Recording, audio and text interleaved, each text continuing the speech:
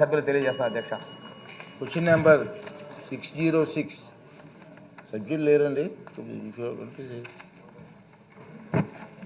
అధ్యక్ష.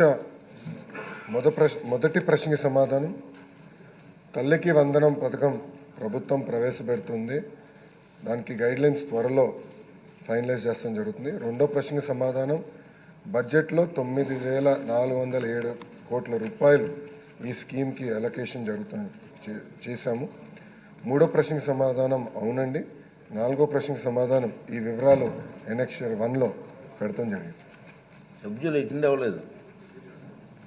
సో రెండు మాటలు చెప్పండి అధ్యక్ష. ఎన్నికల ముందల బాబు సుప్రశిక్షణ మేనిఫెస్టో రూపొందించి ప్రజల్లోకి తీసుకెళ్తాం జరిగింది అధ్యక్ష. దాంట్లో భాగంగా ప్రధానమైంది తల్లికి వందనం. ఇది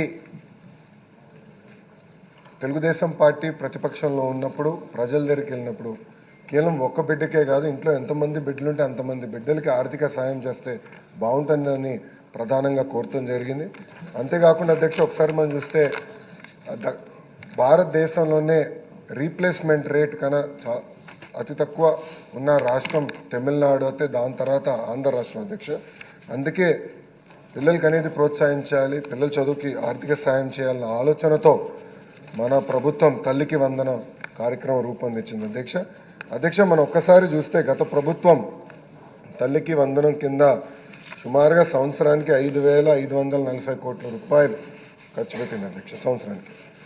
కానీ ఇప్పుడు మన ప్రభుత్వ అధ్యక్ష దాదాపు 9,407 కోట్ల రూపాయలు డబ్బులు కేటాయిస్తాం జరుగుతుంది అధ్యక్ష. ఇది 50% ఎక్కువ అధ్యక్ష. గత ప్రభుత్వంతో పోల్చితే 50% ఎక్కువ నిధులు మనం కేటాయిస్తాం జరుగుతుంది అధ్యక్ష. చాలా ప్రతిష్టాత్మకంగా తీసుకున్న కార్యక్రమం ఇది. ఇప్పుడే గౌరవ ముఖ్యమంత్రి గారు కూడా చాలా స్పష్టంగా చెప్పారు, మే మాసంలో తప్పనిసరిగా ఇంట్లో ఎంతమంది బిడ్డలు ఉంటే అంతమంది బిడ్డలకి 15,000 రూపాయలు మన ప్రభుత్వం అందిస్తుందని ప్రజలకి చెప్తున్నారు. క్వశ్చన్ నెంబర్ 508 అండి, మినిస్టర్ గారు రామానాయుడు గారు.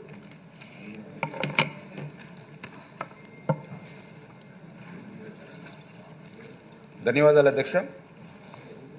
మొదటి ప్రశ్నకు అదేవిధంగా రెండవ ప్రశ్నకు సమాధానం, అన్ని పనులు కూడా జరుగుతూ ఉన్నాయి. అవసరాలకు అనుగుణంగా వీలైనంత త్వరగా పూర్తయ్యేటువంటి అవకాశం ఉంది అధ్యక్ష.